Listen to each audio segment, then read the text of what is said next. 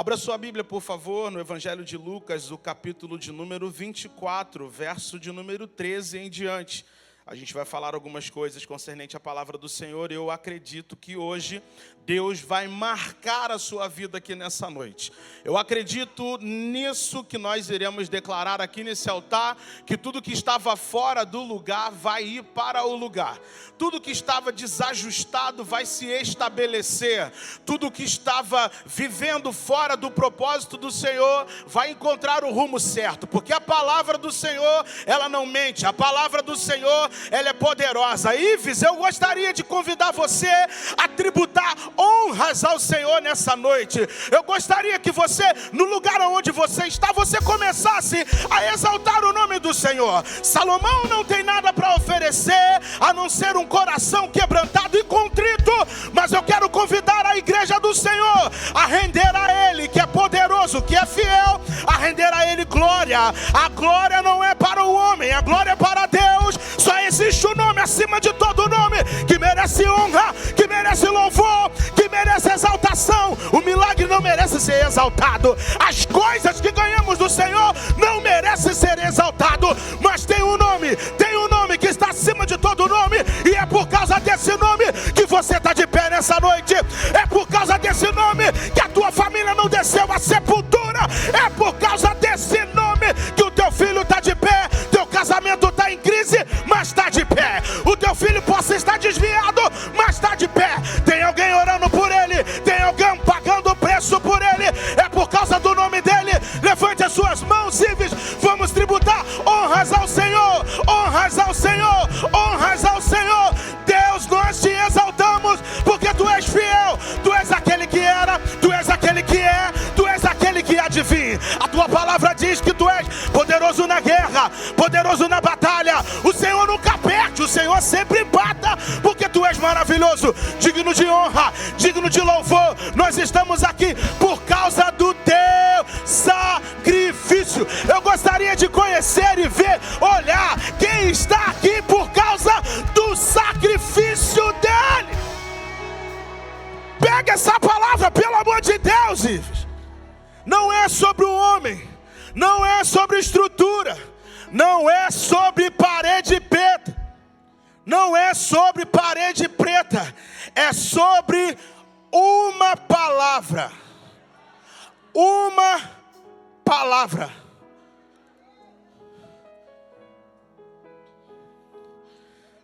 Naquele mesmo dia, 2 discípulos estavam indo para uma aldeia chamada Emaús,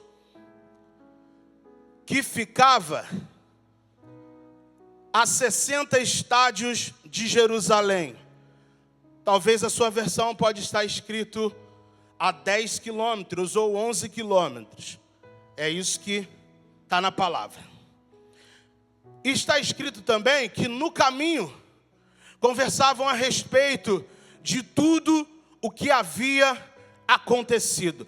Para aí no verso 14. O verso 13, ele dá uma direção para nós. Ele aponta a respeito de algo que aconteceu naquele mesmo dia. Naquele mesmo dia, você pode falar assim: Salomão, que dia? O capítulo 24 de Lucas, ele se dá no domingo da ressurreição. Algumas mulheres, Maria Madalena e Joana, elas vão até o túmulo de Jesus, mas encontra o túmulo vazio. Encontra a esperança até então havia desaparecido. É nesse cenário que 2 discípulos tomam uma decisão. 2 discípulos tomam uma decisão. E que decisão, Salomão? Decidir seguir sem a direção de Deus. Decidir avançar sem a direção de Deus. Eu vim aqui como ministro da palavra do Senhor para te entregar uma palavra. Se Deus não mandou você se mover, não se mova. Se Deus não mandou você sair do lugar, não saia do lugar. Se Deus te estabeleceu numa geografia, fica nela. Não desobedeça a voz do Eterno. Ele não mente quando te fez uma promessa.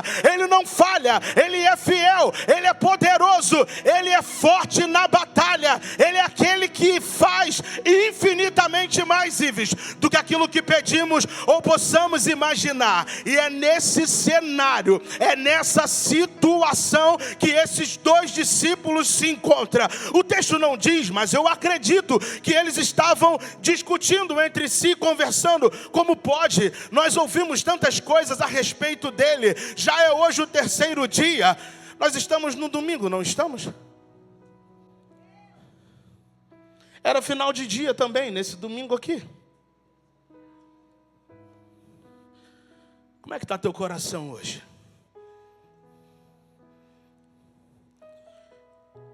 Os discípulos tinham palavra, viram milagres acontecerem, viram sinais e maravilha. Mas quando o Messias morre, é crucificado, o túmulo está vazio, é como se toda a esperança fora dissipada. É como se toda a garantia acabou. Eles deveriam retornar para sua casa, mas uma decisão começa a levar eles para um caminho diferente e a gente vai falar sobre algumas coisas. Conforme eu disse, estamos no domingo da ressurreição. Jerusalém está tomada pelo quê? Por confusão, por medo, frustração, silêncio aparente de Deus.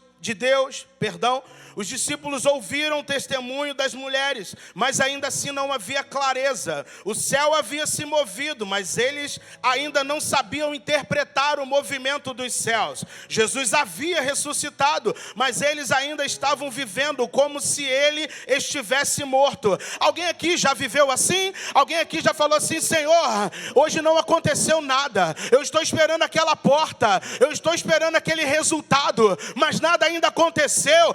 Deus, aonde é que tu estás que o Senhor não se move a meu favor? Meu querido, minha querida, meu irmão, minha irmã, pega essa palavra. Deus está exatamente no lugar aonde Ele sempre esteve, olhando pela tua casa, olhando pela tua família, guardando os teus filhos, guardando todos os teus. Deus não saiu de lá, mas alguém sem a direção de Deus pode ignorar toda uma instrução. Alguém sem a direção de Deus pode ignorar toda a direção. Deixa eu falar uma coisa para você, Ives. Eu não vim aqui para dizer para você que Jesus falou que seria fácil, não. Eu serei redundante com aquilo que a palavra diz. Tem muita gente anunciando por aí: Jesus vai demorar, está demorando, vou viver a minha vida, vou fazer o que eu bem entendo, vou ali curtir um pouquinho, deixa eu cuidar de mim primeiro, deixa eu me priorizar. Mas na hora que a turbulência vem, na hora que as coisas estreitam, se lembra de Jesus. Ah, Salomão, você está pregando contra isso? De jeito maneira, você tem que lembrar dele mesmo.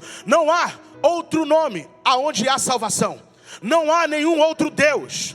Ele não habita em templos feitos por mãos humanas. O nosso Deus tem olhos e vê, tem ouvido e ouve, tem mão a palpa, Ele anda, Ele se move, Ele não está imóvel, Ele não está parado, Ele está se movendo. Só que alguém sem a direção de Deus começa a tomar decisão com base naquilo que está vendo. E foi isso que aconteceu nesse cenário aqui.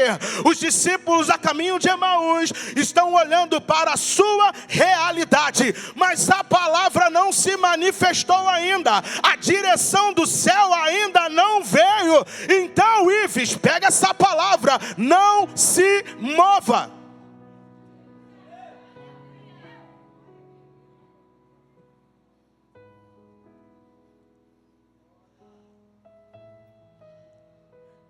É nesse cenário conturbado de confusão, de desestabilidade, que surge o caminho de Emaús.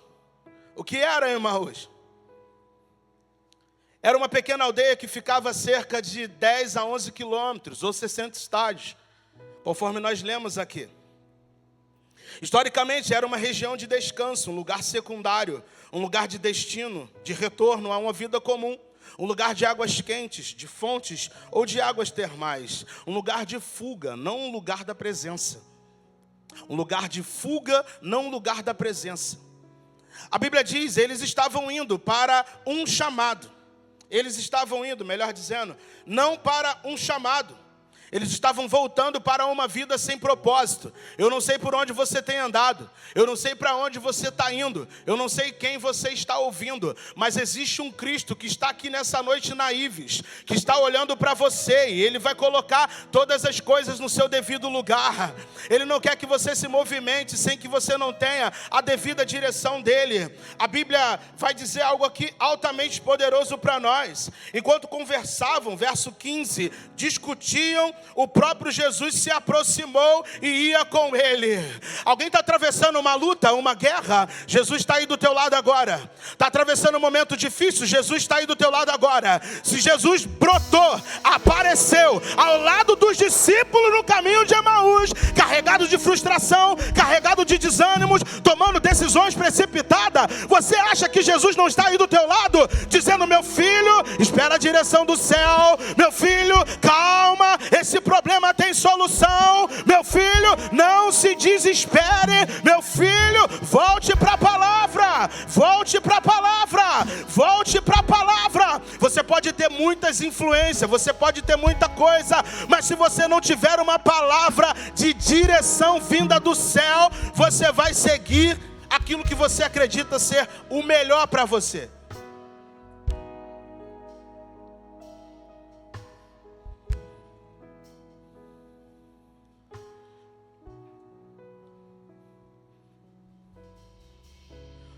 O caminho para Emaús é o caminho de quem se move pelo que sente. O reino de Deus não é governado por sentimentos, é governado por direção. Eu vou falar de novo para você guardar isso no teu coração. O caminho para Emaús é o caminho de quem se move pelo que sente. O reino de Deus não é governado por sentimentos, é governado por direção. Quem se move pelo que sente, reage. Quem se move por direção, obedece. Eles não obedeceram à direção de ir, eles sentiram uma necessidade de ir e seguir o seu caminho. Quando nos movemos pelo que sentimos, interpretamos Jesus pelo nosso momento, frustração, falta de resposta, definimos o nosso futuro pela dor que nós estamos atravessando, construímos conclusões com base em nossas experiências, não com base na direção dada pelo céu. Agora pega essa palavra aqui e guarda no teu coração. Nem todo movimento é obediência, às vezes é fuga com aparência de decisão. Nem todo movimento é obediência, às vezes é fuga com aparência de decisão. Eles caminham, mas caminham na direção contrária ao local da promessa. A Bíblia diz para eles ficarem em Jerusalém. Lá na frente você vai ler a respeito disso. Mas eles tomaram uma decisão de sair. Eu vou ali, eu vou para longe de Jesus. Eu vou fazer o que eu quero. O lugar da promessa continua sendo Jerusalém. E a Bíblia vai dizer que Jesus apareceu junto a eles. Verso de número 16 vai dizer assim: mas os olhos deles foram impedidos de reconhecê-lo. Chega um certo momento da nossa vida, da caminhada cristã, que lutas, problemas embaçam a nossa visão, impede a gente de enxergar Jesus do nosso lado. Eu não sei como você entrou aqui, parece jargão de pregador, né? Todo mundo fala essa frase, mas de verdade ela tem fundamento e tem sentido. Às vezes a gente entra carregado, às vezes a gente entra frustrado mesmo, e não tem nenhum problema com isso. Mas sabe o que eu acho incrível da palavra? Que Jesus acessa o nosso coração no nosso pior momento, aonde nós estamos. Jesus poderia esperar após a sua morte e aguardar por eles em Jerusalém, mas não, a Bíblia diz que antes de Jesus chegar no céu, Jesus precisou visitar duas pessoas que estavam saindo do rumo, estava decidindo caminhar pelo que estava sentindo, sem aguardar uma direção. Jesus foi visitar os dois no caminho de Emaús, e Ele está aqui também nessa noite, visitando você. Ele está operando no teu coração, Ele está guardando as suas emoções, Ele está protegendo você. Você pode se perguntar: eu estou sozinho, ninguém liga para mim, ninguém me ajuda. Você pode também está se fazendo de vítima, mas a Bíblia diz que um homem comum pisou na terra e fez algo extraordinário.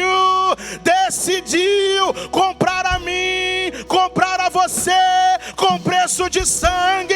Ele pega da porção do teu espírito, vem sobre nós e lança o teu espírito sobre nós, nos habilita, nos capacita, nos deixa uma palavra de direção. Ficai em Jerusalém, até que do alto sejais-vos revestidos de poder. A ordem dos céus, Ives, é que você permaneça no lugar da promessa. Permaneça no lugar da promessa. Permaneça no lugar da promessa. Não saia do lugar da promessa. Pega essa palavra no teu coração. Os discípulos tinham a palavra escrita, mas eles não tinham uma revelação. É um perigo você conhecer a Bíblia de Gênesis a Apocalipse, mas não colocar uma grama em prática. Pelo amor de Deus, coloque a palavra em prática. Deus não está procurando os perfeitos, Deus não está procurando os certinhos, Ele está procurando corações disponíveis.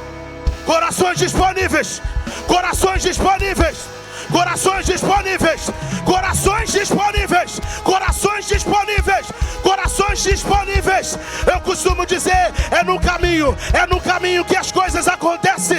Lá iam eles discutindo, falando da vida, questionando, falando dos problemas, do que tinha acontecido.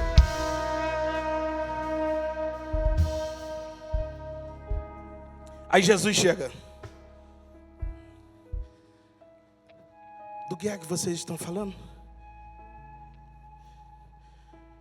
Aí eles falam: és tu o único. És tu o único. Verso 19. És tu o único que não sabe que o Nazareno, olha o que eles vão usar. O que era profeta, o que era poderoso em obras e palavras diante de Deus e de todo o povo. E como os principais sacerdotes e as nossas autoridades o entregaram para ser condenado à morte e o crucificaram. Olha a expectativa deles, ó. E nós esperávamos, passado, que fosse ele quem havia de remir Israel.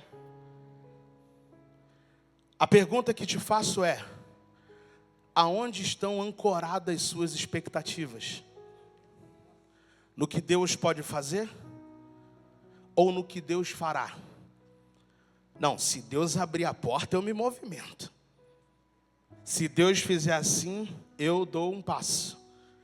O convite dos céus para nós nessa noite não é. E eles continuam dizendo, verso 21, mas depois de tudo isso, preste bem atenção aqui, por favor. Já estamos no terceiro dia em que essas coisas aconteceram. É também verdade, aí eles falam de Lucas capítulo 24, lá no verso 1. Olha o que eles vão falar. Eles falam assim, ó, é verdade também que algumas mulheres do nosso grupo, ou seja, gente, é como se tivesse um IC ali na casa de Maria, Joana e Maria Madalena. Eles participavam da comunhão, eles tinham palavra. E ele fala assim, é bem verdade que algumas mulheres do nosso grupo nos surpreenderam, indo de madrugada ao túmulo e não achando o corpo de Jesus, voltando, dizendo que tinham tido uma visão de anjo. Aquele episódio, quando as mulheres vão lá verificar, né, encontra com os dois anjos falando, por que vocês estão procurando entre os mortos aquele que está vivo, aquele que ressuscitou? E os anjos falam para ela assim, vocês não lembram do que ele falou para vocês enquanto estava com vocês? E é nesse momento aqui que eles falam isso. E não achando o corpo de Jesus, voltaram dizendo que tinham tido uma visão de anjos, quais afirmaram que ele está morto. Não. Afirmaram que ele está vivo, que ele é poderoso. Afirmaram que ele vai voltar, Ives. Aquele que da terra subiu, vai voltar também para buscar a sua igreja. E é nesse cenário, e de fato, alguns dos nossos foram ao túmulo, verificaram com exatidão do que as mulheres disseram, mas não o viram, mas Jesus está ali do lado deles. Eu declaro, Ives, nessa noite, que toda cegueira espiritual, toda cegueira espiritual, tudo aquilo que te atrapalha, todo laço, todo o embaraço, está caindo por terra agora. Você vai voltar a ver, o domingo ainda não terminou. Em Lucas capítulo 24, em São Pedro da Aldeia, 1 de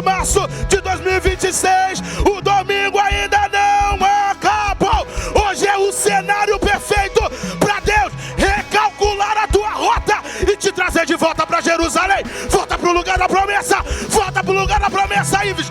Volta para o lugar da promessa. Deus está recalculando a tua rota hoje.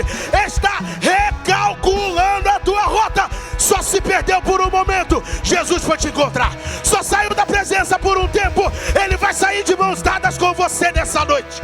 Ele vai te pegar, Ele vai te pegar. Vai sacudir você, vai abalar suas estruturas, vai firmar teu passo sobre uma rocha. Tu não caminhará mais pelo que sente, mas sim por uma direção do céu.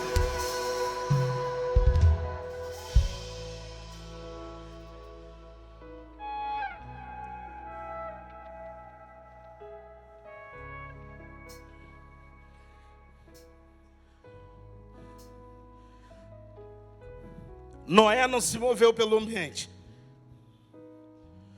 Tudo ao redor de Noé dizia: há perigo. Nunca choveu. Isso é loucura. Mas Noé não construiu a arca pelo que via. Construiu por uma direção. Abraão não se moveu pela lógica. Gênesis vai dizer que ele recebe uma palavra. Qual é a palavra? Saia da tua terra. Nada fazia sentido.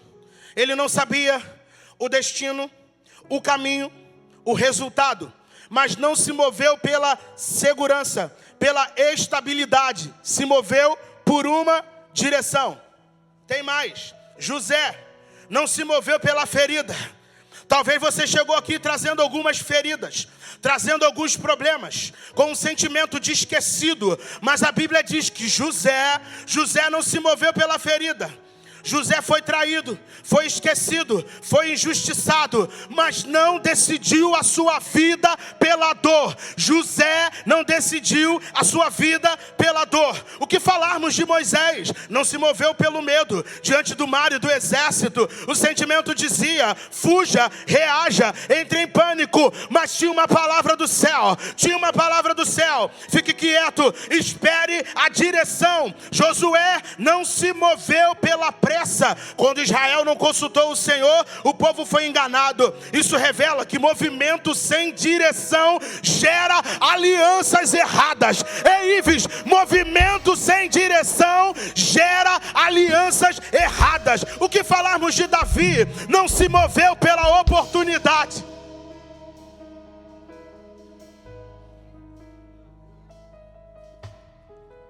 Há alguém aqui que gosta de uma oportunidade? Então escute.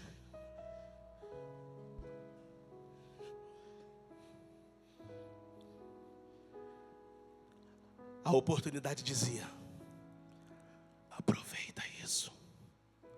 Não tem ninguém vendo. Não tem ninguém sabendo. Só está a gente aqui. Para quê?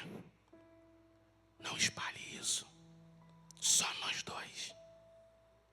Seu líder não está vendo. Teu pastor não está vendo. Vamos aproveitar essa oportunidade. Talvez, como dizia sua avó, cavalo selado só se passa uma vez.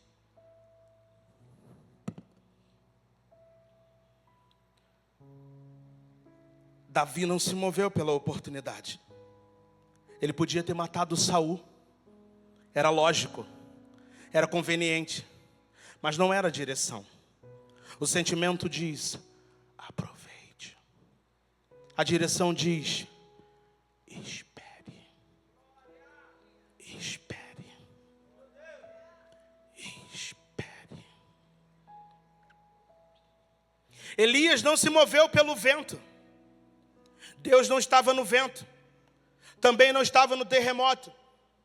E também no fogo. Mas na voz mansa ele apareceu, na voz de direção ele apareceu. Nem todo movimento intenso é direção divina.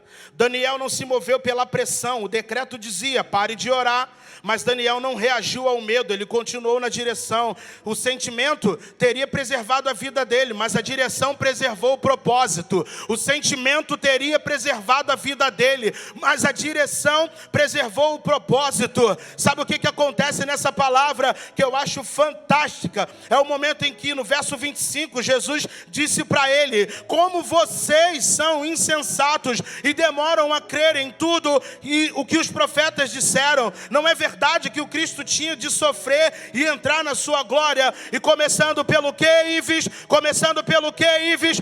Começando pelo que, Ives? Começando pela palavra. A Bíblia vai dizer que ele começou por Moisés, ele começou pelos profetas, ele começou a incutir na memória dos 2 discípulos novamente. Aqui está escrito a meu respeito a verdade infalível, a palavra que não falha, a palavra que não erra a direção. Ela está dizendo que eu morreria, que eu iria ressuscitar e iria para junto do meu Pai. Só que nesse intervalo, Jesus para um pouco e volta para recalcular a rota de 2 pessoas que estavam se perdendo. Pelo amor de Deus, pega essa palavra. Temos um Jesus que se importou com eles, e você pensa, acha que ele não se importa com a tua dor? Acha que ele não se importa com o teu problema? O escritor de Hebreus vai dizer: pois a palavra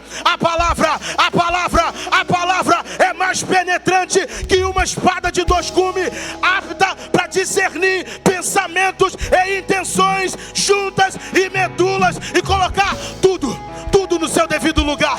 Colocar tudo no seu devido lugar. É pela palavra, Ives. Você caminhará debaixo da palavra, será sustentado pela palavra. A palavra que te sustenta, a palavra que te alimenta. O verbo vivo estava caminhando com eles, mas eles estavam com a visão ofuscada. Mas a Bíblia vai dizer que Jesus chega na aldeia com eles. Vamos, bota pressão, meu filho, vem comigo. Jesus chegando na aldeia. Aí, quando Jesus pega o pão e parte o pão, os olhos deles, se abriu. E Jesus o que fez? Desapareceu. Jesus desapareceu, mas os 2 discípulos fizeram o quê? Não era este que enquanto falava no caminho não ardia o nosso coração? A palavra vai queimar teu coração novamente. A palavra vai acender a chama novamente. Você que não servia vai passar a servir. A palavra vai te dar uma direção. Você não será movido pelo que sente. E a minha Bíblia diz que eles prontamente voltaram para Jerusalém. Voltaram para o lugar de onde nunca deveriam ter saído. Voltaram para o lugar de onde nunca deveriam ter saído.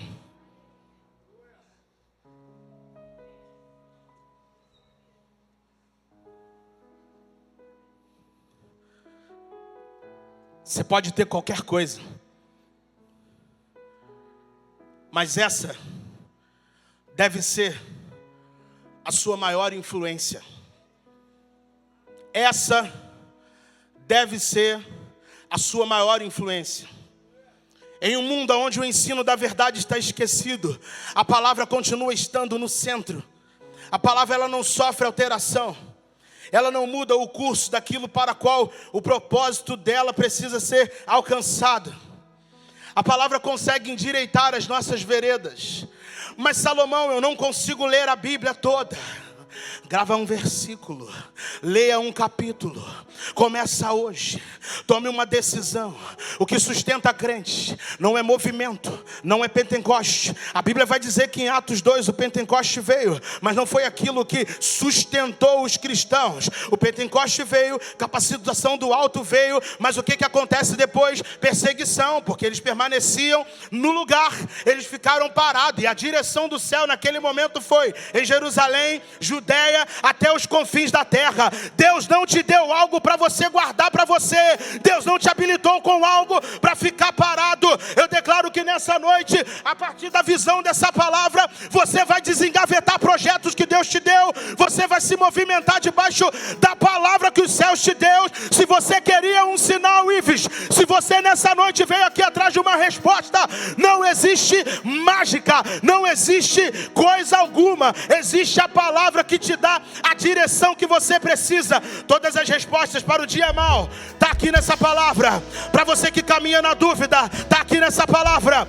Para você que não sabe para onde ir ou o que fazer, está aqui nessa palavra. A direção dos céus, A visão dos discípulos no caminho de Emaús foram aberta. Eu gostaria de conhecer quem está aqui nessa noite, que por intermédio da pregação dessa palavra, teve a sua visão aberta. Eu prego nesse momento para você que está afastado, para você que no momento de uma frustração decidiu abandonar o caminho, para você que ancorou as suas expectativas no movimento, igual o povo estava esperando que fosse o Cristo que pudesse remir Israel, livrar ele dos altos pagamentos de impostos, resolver as questões políticas e sociais. Sabe o que a palavra nos declara? Que o reino dele, não. O reino dele não é desse mundo.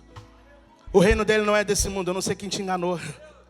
O reino dele não é desse mundo. Eu não sei quem te enganou. É pecado, Salomão, ter coisas. É pecado usufruir do bom e do melhor. Não estou pregando sobre isso. Estou pregando que você não pode confundir Deus te dar coisas com aquilo, ter aquilo como prova de que Deus é com você. Não é sobre isso. A gente conhece diversos irmãos na Bíblia que teve resultados extraordinários. Alguém lembra de Pedro, que voltou a viver uma vida comum depois de uma pesca maravilhosa? Alguém lembra de Pedro? Que até então tinha alguns barcos de pesca, tinha algumas coisas lá, administrava, conheceu o Cristo, teve a sogra restaurada, mas num dado momento Cristo morre, ele não vê sinais, ele também foi no túmulo, tá? A Bíblia diz que ele também foi no túmulo, e como ele não viu nada palpável, a Bíblia vai dizer que ele volta. Ele voltou. Aonde está escrito que Deus mandou ele voltar a pescar?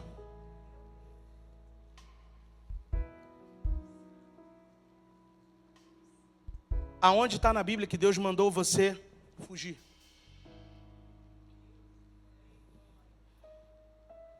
Aonde está na Bíblia que Deus mandou você ser guiado por aquilo que você está sentindo? Mais do que dizer para você que Jesus te ama, eu quero dizer para você que Jesus se importa com a tua alma.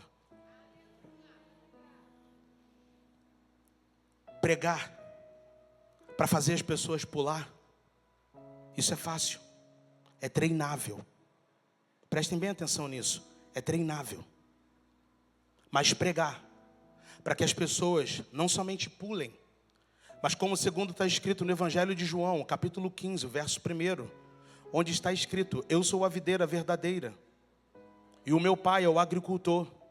Toda vara que está em mim que não dá fruto, ele corta, mas toda vara que dá fruto, ele limpa, para que essa vara produza ainda mais fruto.